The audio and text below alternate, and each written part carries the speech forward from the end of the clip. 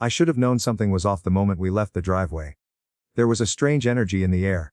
A tension I couldn't quite name. The sky was too quiet, the road too still, and Claire, my wife of 6 years, was acting different. Her smile held something sharp beneath it, something that didn't belong in an ordinary morning. We were supposed to be heading back from a weekend at her sister's place, a simple road trip with coffee, music, and casual chatter. But instead, Claire sat there humming tunelessly, tapping her fingers on the steering wheel with a smirk that never touched her eyes. It wasn't just strange. It was unnerving. I watched her from the passenger seat, trying to shake the feeling crawling under my skin. Maybe she was tired. Maybe she was just thinking about work. But even then, her glances at me were distant, like I was a stranger sitting beside her. Something in my gut whispered that I should pay attention, but I pushed it down. We'd had arguments before. We'd had awkward silences. This was probably nothing. At least, that's what I told myself. Then came the detour. "Let's stop for coffee," she said suddenly, her voice overly cheerful. Before I could respond, she had already pulled off the highway, guiding the car toward a run-down gas station at the edge of nowhere. The kind of place people only went when there were no other options. The neon sign above the store flickered like a dying heartbeat, casting eerie glows on cracked pavement and broken pumps. I stared at it for a second, something uneasy tightening in my chest. Claire parked the car and turned to me, that same unsettling grin on her lips. "Go grab me a coffee, babe," she said sweetly. Too sweet. Too rehearsed. I hesitated for a beat. She tilted her head waiting. "Sure," I muttered, grabbing my wallet and stepping out. The air was heavy with silence and the faint smell of gasoline. I walked inside, the glass door creaking behind me as I entered the dimly lit convenience store. Everything about the place felt forgotten. Dusty shelves, buzzing fluorescent lights. A coffee machine that looked like it hadn't been cleaned in years. As I waited for the coffee to pour, I glanced back outside through the smeared window. The car was still there. Claire was staring at her phone, expression blank. I turned back to the machine. One more minute, I thought. Just one more minute and I'd be back in the car, driving toward home, brushing off this weird detour as nothing but an odd morning. But when I pushed the door open again, everything changed. I froze. The empty parking lot stretched in every direction, bathed in sunlight and silence. No taillights. No fading sound of an engine. Just nothing.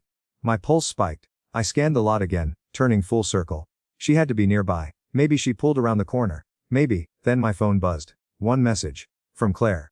"Let's see how long it takes you to get home. Consider this a fun challenge." Followed by a winking face. I stared at the screen, my mind blank. My heartbeat thundered in my ears as the meaning crashed over me like a wave. She had left. Deliberately. Not an emergency, not a mistake, not a misunderstanding. She had planned this. My mouth went dry. I called her, straight to voicemail.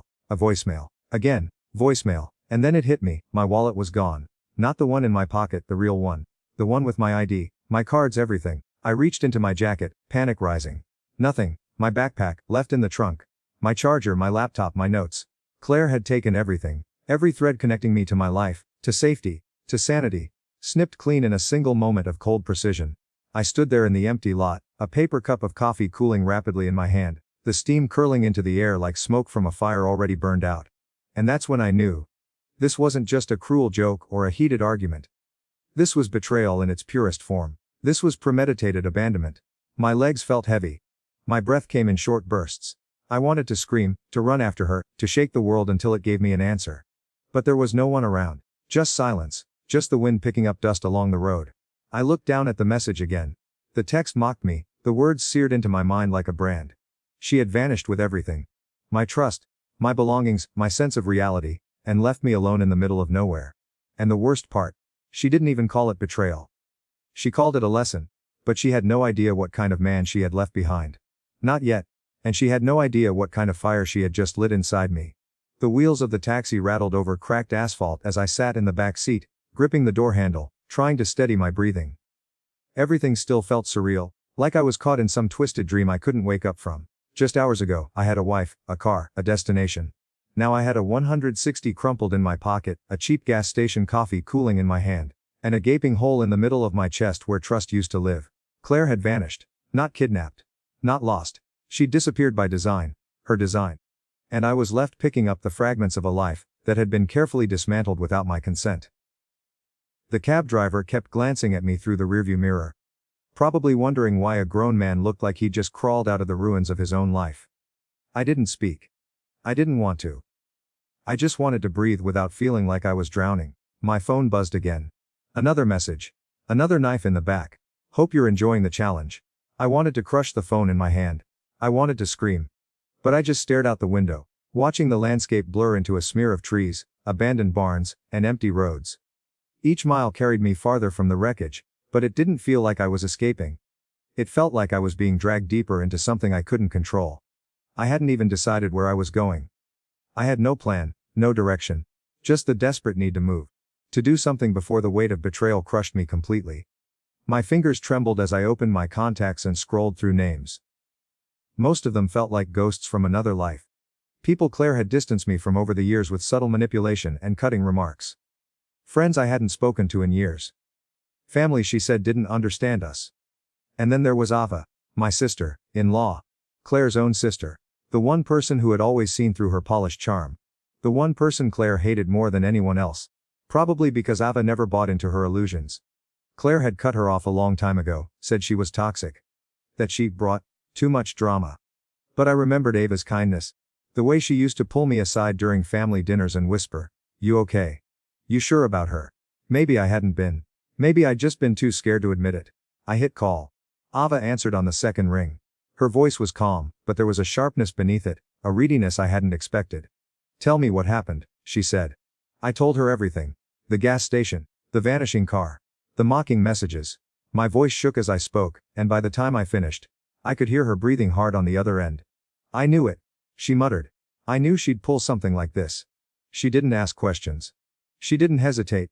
Within minutes, she had arranged for a bus ticket, found a place for me to stay. Even sent me the address of a motel near her apartment. "You're not going through this alone," she said. "Not anymore." The cab dropped me off at the bus station. A place that smelled like old coffee oil and desperation. I walked to the ticket counter, feeling the stares of strangers who probably saw me as just another guy down on his luck.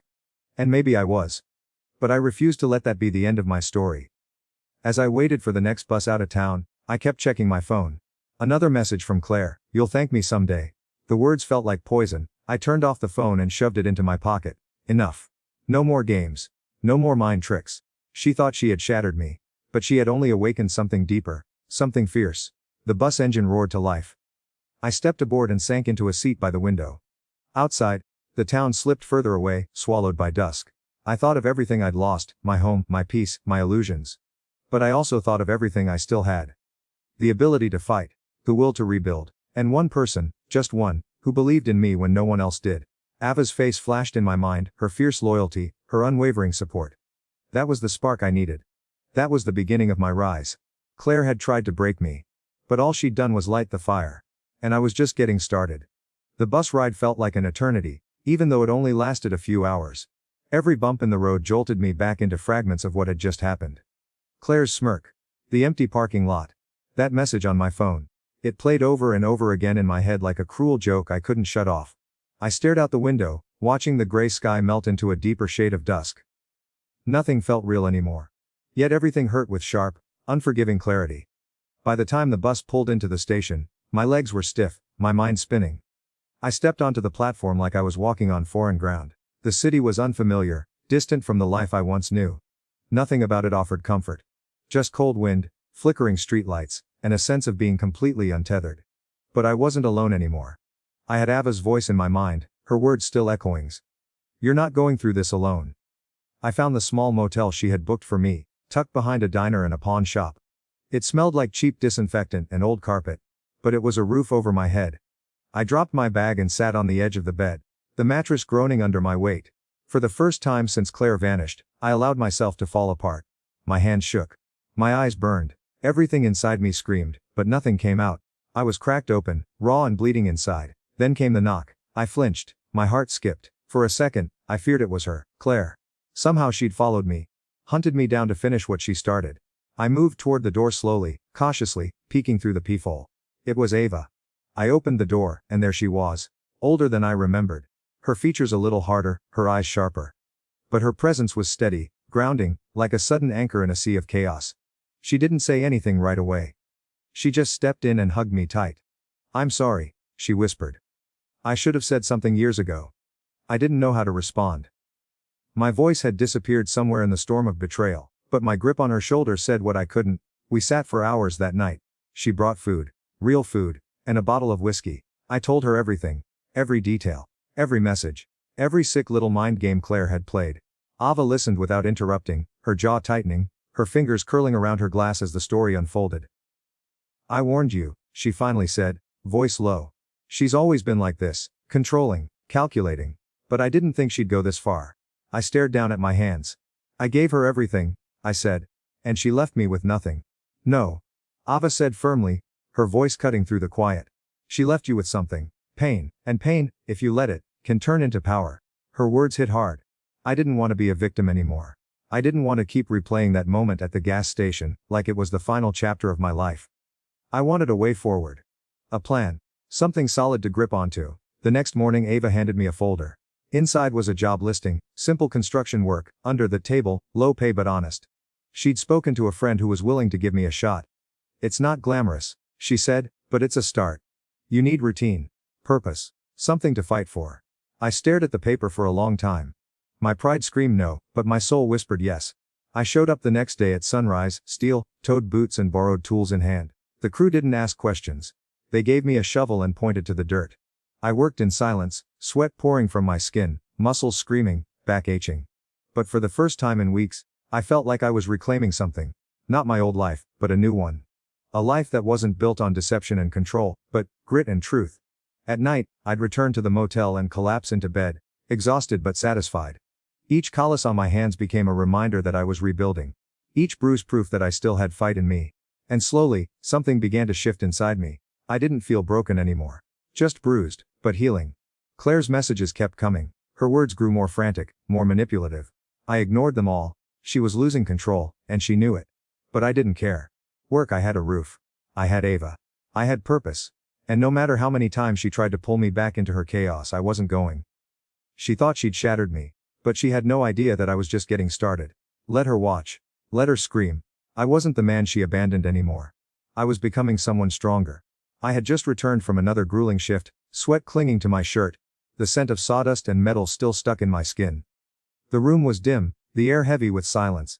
But something felt off. Like the tension in the air was a living thing, coiled and waiting. I tossed my tools down and glanced at the kitchen table. A small stack of papers sat there, perfectly aligned, and on top was a manuscript. Pages I hadn't seen before, words I hadn't written in months. My pulse quickened. I moved closer, picked it up, and scanned the opening paragraph. My heart dropped. The rhythm, the structure, the exact dialogue. I knew those lines. I had written them a year ago, buried in late nights and aching fingers. They were mine. And yet here they were. Polished and repackaged under a different name. Her name. Olivia. I stood there in the middle of that tiny apartment, the manuscript in my hands like a burning weight. Every line was a fingerprint of my mind, my soul etched into those pages. But she'd taken it, again, without asking, without acknowledging. Not even a footnote. Just another quiet theft. Hidden beneath the smile she wore when she said she loved me. I heard her footsteps before I saw her. The door clicked open and Olivia walked in, humming, carrying grocery bags and completely unaware that the foundation of everything I believed had just cracked beneath my feet. What's all this? I asked, holding up the pages. She paused, eyes flickering for a split second. Not long but just enough. That flicker told me everything. That's my new draft, she said, too casually. Really? I stepped closer, voice steady, though my heart was pounding like thunder. Because it reads a lot like mine.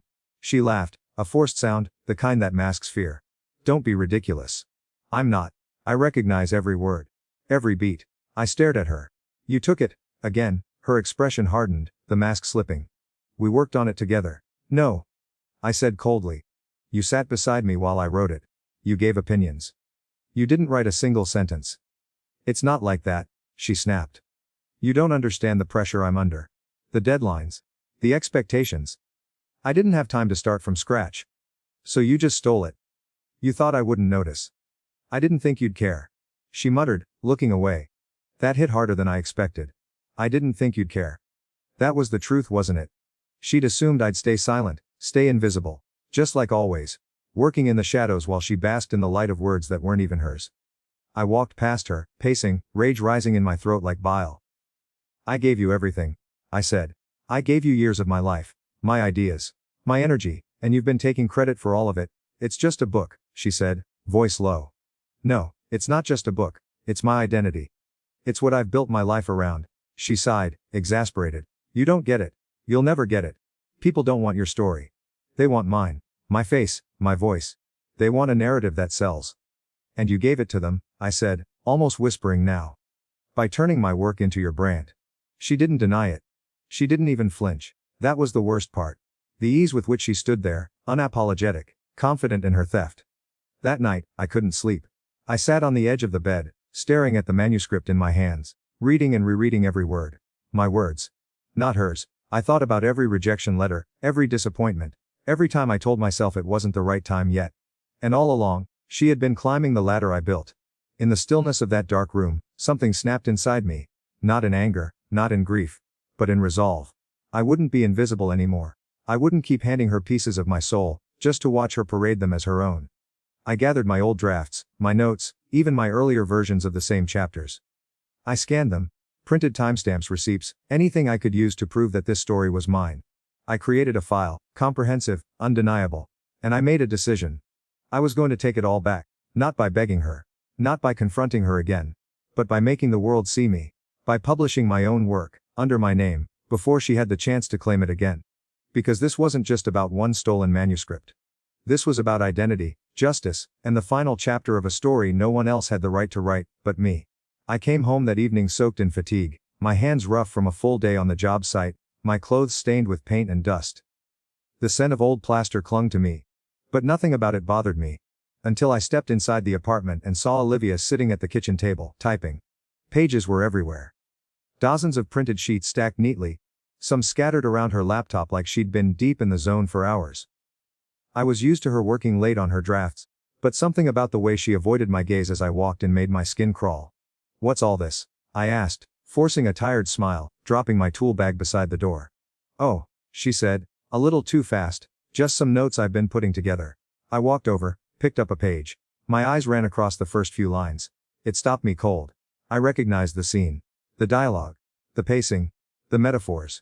I had written every bit of it months ago, sitting at this very table, hunched over with a pen in my hand and nothing but caffeine and frustration keeping me going. My throat tightened. I picked up another page. Another. They were mine, word for word. Where did you get this? I asked, voice low, trembling. She hesitated. It's a new draft. I worked on it based on our brainstorming. No. I said sharply. This is my story. This isn't a draft. It's a copy. I made changes. She said defensively. I adapted it. Adapted it. I laughed bitterly, the sound hollow. You changed a few sentence breaks and slapped your name on it. She stood up now, defiant. You never published it. You were just sitting on it.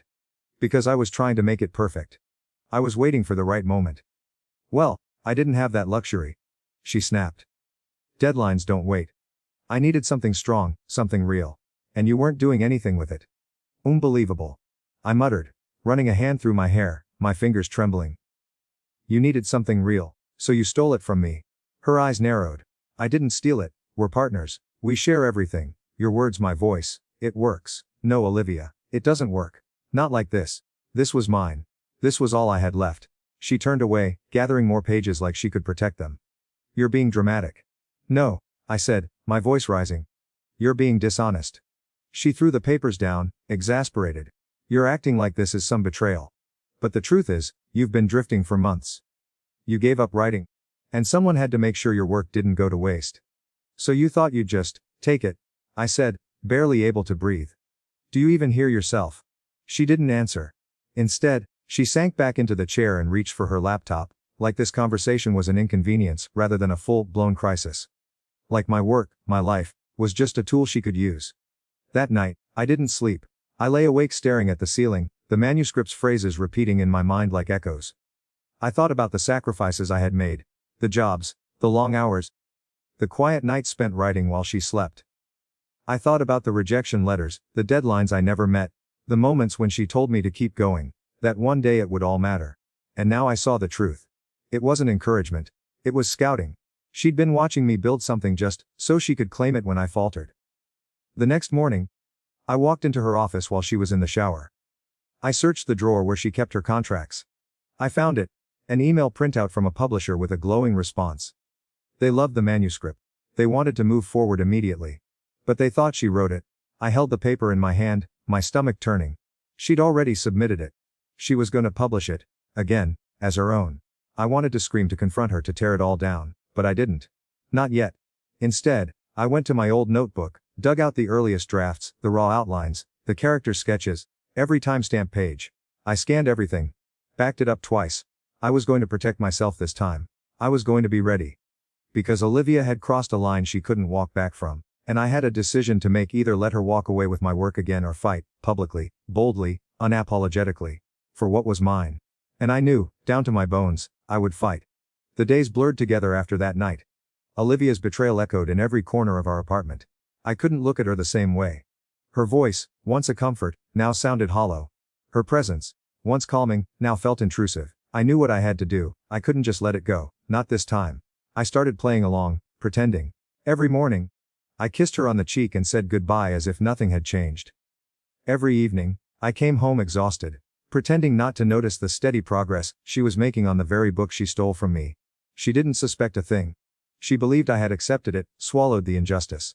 But behind that mask, I was watching everything. Planning everything. At night, while she slept soundly beside me, I worked in the garage. I opened the laptop I had hidden behind a box of old paint cans and began documenting everything. Emails, text messages, drafts, timestamps.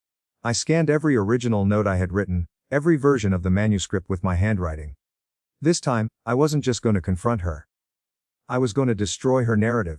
I created a digital trail that couldn't be erased. A timeline of the manuscript's creation. I even recorded myself reading sections from old journals that matched the story she claimed was hers. I kept a flash drive taped under the sink in a waterproof bag, and another hidden in the air vent behind the laundry room. If she ever caught on, if she ever tried to silence me, I'd make sure the truth would still come out. But it wasn't just about collecting proof anymore. Something inside me had snapped. I was done being the man in the background. The man who supported, who sacrificed, who gave everything while being handed nothing in return. She had taken my work, my voice, my name, but I still had my will. And I was ready to use it. The final blow came one evening when I returned from work to find Olivia on the phone, pacing our living room. I stood just outside the door, the key still in the lock, listening. "I know it's good," she said. "The publisher loves it. They said it's better than my last one." I told them it's my most personal story yet. My jaw clenched. Her most personal story. It was my life on those pages. My pain, my voice. She laughed softly. "No, he hasn't said a word. He thinks I'm still working on something new. Honestly, I don't think he has the energy to care anymore." I walked in mid-sentence. She jumped, startled, but quickly recovered. "Hey," she said casually. "Oh, was your day?" I stared at her, silent. The door clicking shut behind me. "Fine," I said. Later that night while she was asleep, I added the last piece of my plan. A letter. A confession. Written in her own style, her own phrasing. Using quotes she'd said before. Stitched together so perfectly it would look real. I signed it with her name. It described how she'd used my work. How she'd buried the truth. How guilt had consumed her. It wasn't just revenge. It was insurance. I printed copies. One I mailed anonymously to the publisher. Another I tucked into the pocket of the coat she always wore to meetings. A third I left hidden behind the bookshelf where I knew the cleaning lady would eventually find it and turn it over to someone. I wasn't just confronting her anymore. I was building a storm around her. One that would hit from all sides, without warning. The next day, I stayed late at work, waiting for the first call to come in. It did. Around 6:37 p.m., I didn't answer. I let it go to voicemail. Then another. And another.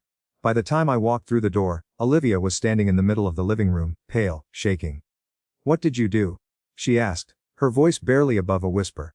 I took off my jacket, set my bag down calmly. "What do you mean?" "The publisher called. They got a letter, something about plagiarism, stolen work. They said it was signed by me." "Strange," I said, walking to the kitchen. "That's a serious accusation." She followed me, panic rising in her voice. "Did you do this? Are you trying to ruin me?" I turned to face her, finally letting my mask slip. "No, Olivia. I'm not trying to ruin you. I'm making sure the world knows what you really are." Her face crumbled. "Why? After everything I did for you." I smiled coldly. "Exactly. After everything you did to me." For the first time in months, I felt alive. The storm was only beginning. And I was finally the one holding the thunder. I had always thought revenge would bring me peace. But standing in the middle of the living room, watching Olivia pace like a caged animal, I realized it was something much darker, more intoxicating. The letter I had sent had set everything in motion. The publisher was furious, their legal team already circling. Olivia's phone had been ringing nonstop since morning. But her hands trembled every time she picked it up, every conversation ending with more panic in her voice. She was crumbling, and I was watching it happen piece by piece. She turned toward me now, wild-eyed and breathless, clutching a printed email from her agent. "They want to pause my next release," she said, voice trembling. "They're reviewing the plagiarism claims. Someone leaked that confession letter. Everyone's asking questions. They said it doesn't feel like a hoax. It feels real." I looked up from my coffee slowly, meeting her gaze with calm detachment. "Maybe because it is." Her mouth dropped open, just for a second. Before she snapped, "You did this, didn't you?" "I didn't write the letter," I said smoothly. "But it's not hard to believe, is it? You think the truth can stay buried forever?" Her face twisted in fury. "You think you're gonna bring me down with some lies and drama?" I stood up, stepping closer. "No, Olivia. I'm not bringing you down. You're doing that all on your own."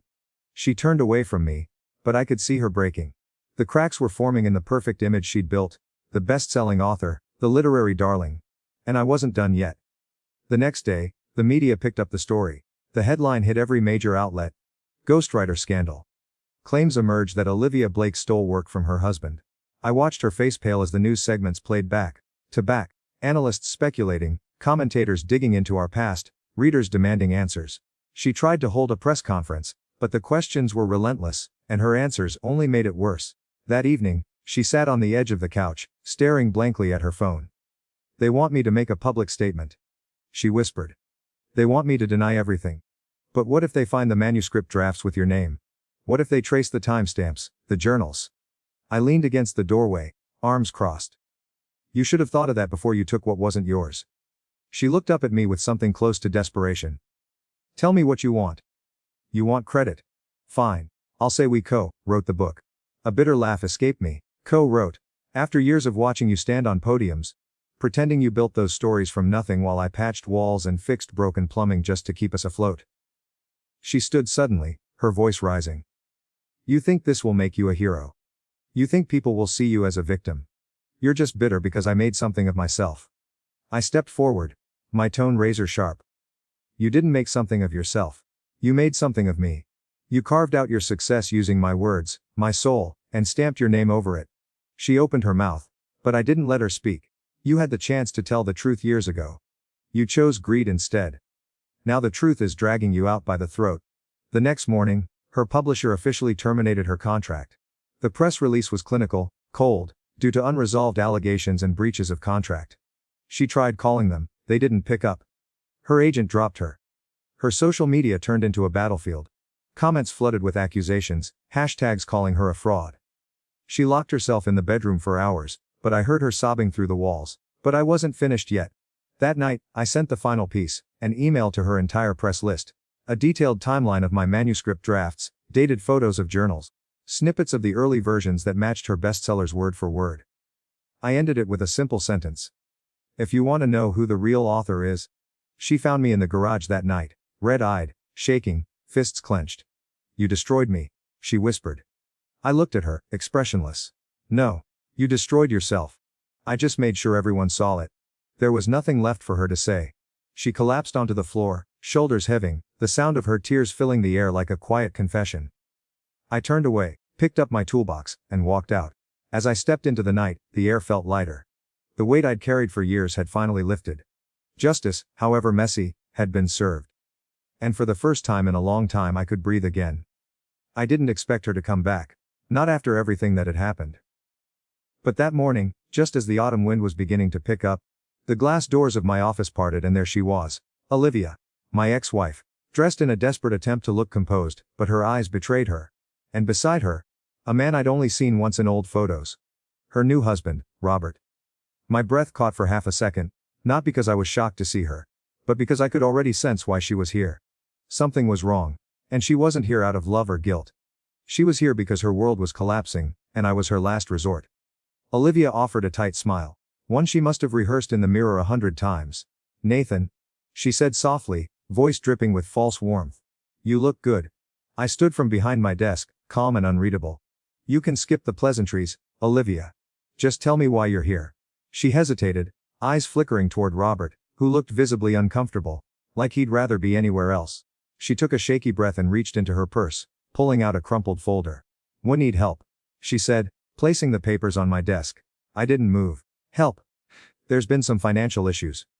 The house, the publishing lawsuits, the bad press. Everything's unraveling faster than we thought. The mortgage is past due. The bank's threatening foreclosure." I looked down at the folder but didn't touch it. "So you thought you'd come to the man you left at a gas station with nothing but a cold coffee and a mocking text to bail you out?" Her lips trembled. "I know how it sounds. But you've done well for yourself. You have the resources. This wouldn't even dent your account." My laugh was sharp and hollow. "Unbelievable. You disappear from my life after stealing my work, my name, my future. And now you want a check like none of that ever happened." Robert shifted uncomfortably. "We're not asking for a handout. It's just temporary." I turned to him slowly. "And who exactly are you in this equation? The man who married a liar and a thief? Or just another pawn she's playing while she tries to scrape herself out of a mess she made?" His jaw clenched but he stayed silent. He knew better. Then I reached into my drawer. Pulling out a thin file, I dropped it on the desk beside Olivia's folder. "Funny thing about timing," I said, eyes locked on hers. "Last week, I bought your mortgage." Her face went white. "What? I own your house now," I said quietly. "Every tile, every brick, every window that framed the lies you told. You thought you were coming here to beg for money, but you were already kneeling on ground I own." Robert stood suddenly. "You can't be serious." I leaned forward, voice low and steady. "Oh, I'm dead serious. You see, Olivia, while you were out signing book deals built on my work, I was building something real. Something no one could steal from me." She looked like she'd been slapped. Her breathing grew shallow, and her fingers gripped the edge of the desk for balance. "You're doing this to punish me." "No," I said firmly. "I'm doing this to close the chapter you never had the decency to finish." Silence stretched between us, tense and heavy. Then Olivia's eyes darkened. The mask of civility cracked. "After everything I gave you, after all the years, the support, the sacrifice, you think you're better than me because you have money now?" I smiled coldly. "No, Olivia. I'm better than you because I didn't sell my soul to get it." She opened her mouth again, but I was already walking to the door. I held it open. "You can see yourself out now. And don't worry about the eviction notice, it'll arrive in the mail." She froze in place, disbelief washing over her face. Robert pulled her arm, trying to steer her toward the exit. But she didn't move. Olivia stumbling, defeated, broken in a way I had never seen before. And I felt nothing, no pity, no satisfaction, just peace. Not because I had won, but because I had finally ended the war. As the door closed behind them, I turned back to my office, the sun casting a sharp line of light across the floor. I walked to my desk, picked up the eviction file, and placed it in my cabinet. It was done. And in that moment, I knew I wasn't just reclaiming my dignity. I was reclaiming my life. The days after that confrontation passed like shadows crawling across a wall, slow, cold, and heavy with memory. I thought the final blow had been struck when Olivia and Robert stumbled out of my office in disgrace, but I was wrong. The true aftermath came later.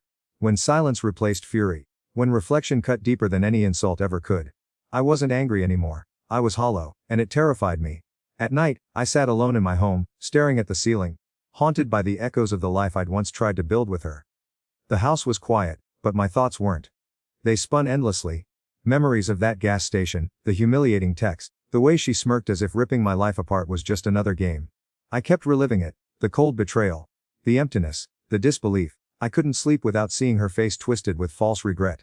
And worse, I kept asking myself if I'd done enough. If taking her house, cutting her out, exposing her lies, was truly justice, or had I become a reflection of the monster she once was? I tried to distract myself, pouring energy into my projects, burying my hands in blueprints and cement and cold hard plans. I went back to Lillian Place and worked longer than ever, overseeing every screw, every nail, every brick that went into the community I'd built from the ashes of our past. But even then, the weight didn't lift. One evening, Helen stopped by with a warm casserole, and that familiar worried look on her face. "You haven't been eating," she said bluntly, setting the dish down on my counter. "You look like a man who's still chasing ghosts." I forced a smile. "Maybe I am." She didn't speak for a moment. Then, in that calm, resolute voice of hers, she said, "You did what you had to do. But healing doesn't come from revenge, Nathan. It comes from letting go." Her words stung because they were true. I had burned every bridge that led back to Olivia, but I hadn't truly moved on. I was still trapped in the wreckage, even after the fire had long gone out. That night, I went to the garage and opened a dusty box I hadn't touched in years. Inside were old notebooks, drafts from the time before Olivia, before the lies. I flipped through the pages, my own handwriting staring back at me, raw, imperfect, but honest. The man who had written those words still lived in me. He was just buried beneath layers of anger, betrayal, and heartbreak. I pulled out a pen and began to write again. Not for publishers, not for fame, just for me. The words came slowly at first, like reopening a wound. But the more I wrote, the more I blot out everything I'd held inside for so long. The grief, the guilt, the fear that maybe I'd become just as bitter as the person who'd broken me. The next few weeks became a strange kind of therapy. I returned to my routine, but I also allowed myself to feel again. I walked longer routes home, let the wind hit my face, watched children play at Lillian Place's courtyard, and listened to laughter without flinching. Every small sound, every smile reminded me that the world wasn't just made of betrayal and pain. It was also made of recovery and second chances. Then came the news I never expected. One gray morning, I picked up the local paper and nearly dropped it. There, on the second page in small print beneath a garish headline, former author Olivia Blake found dead in apparent suicide. I froze. The words didn't feel real. I read them again. And again. She was gone. My breath caught in my throat. I should have felt closure. Maybe even vindication. But all I felt was a hollow ache that spread through my chest like frost. A part of me didn't want this.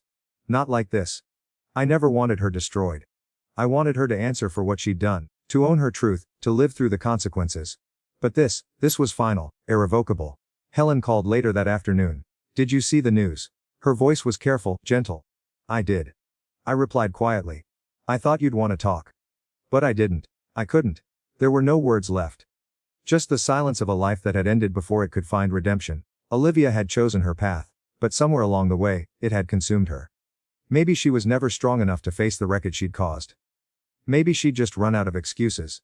That night, I walked to the edge of Lillian Place, stood beneath the soft glow of the courtyard lights, and stared at the homes I'd helped build.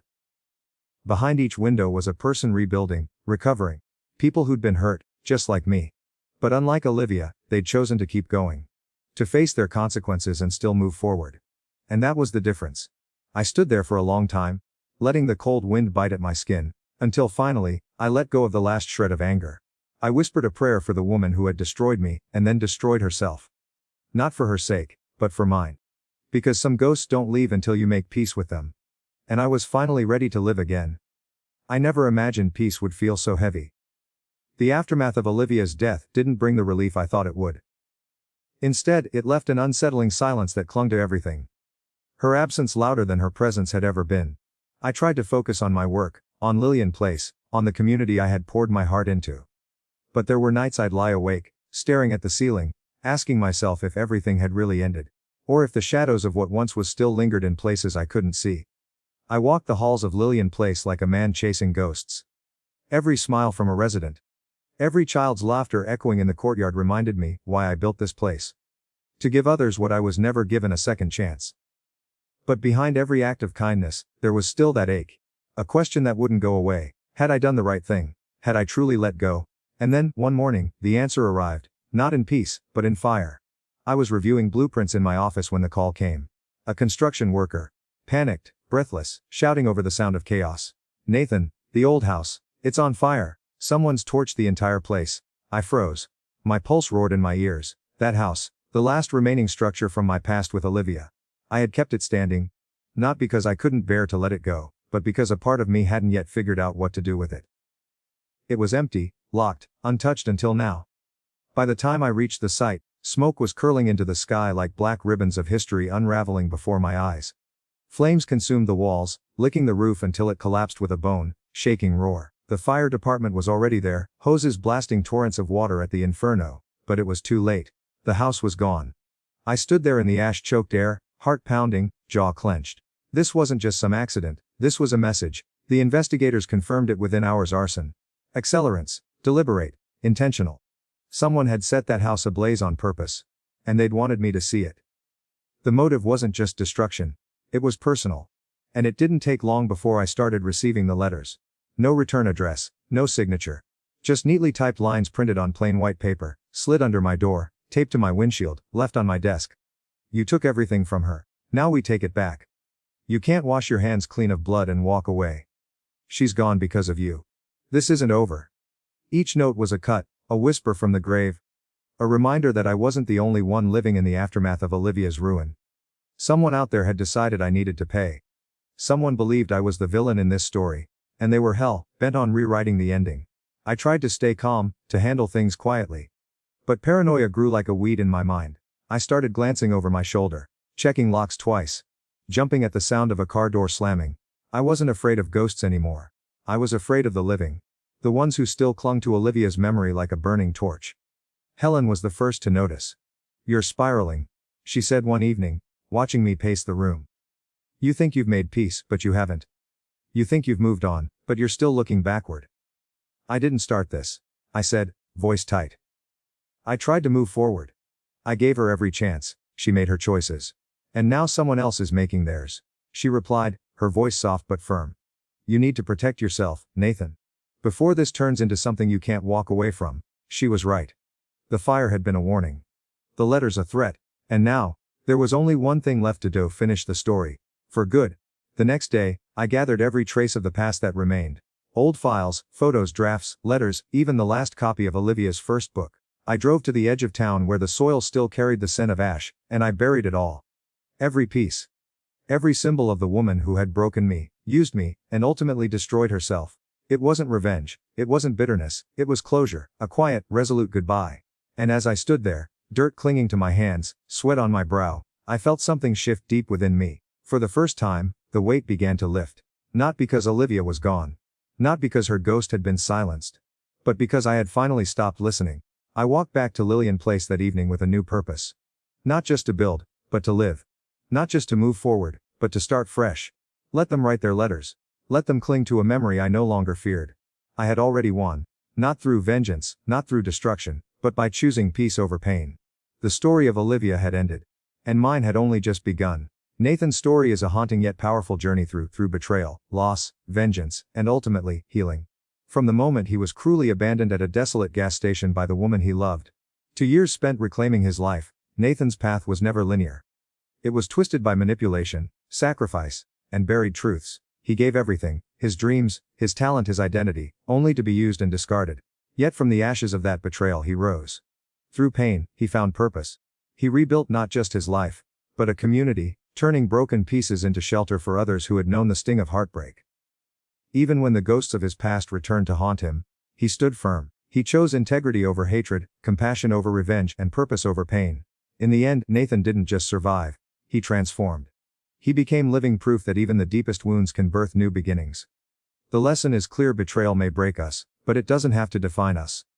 When life collapses, we must not only rise, we must rebuild with intention. In your own life, ask yourself, what pain can you transform into purpose? What loss can you use to light someone else's path? Healing begins when we stop surviving and start creating.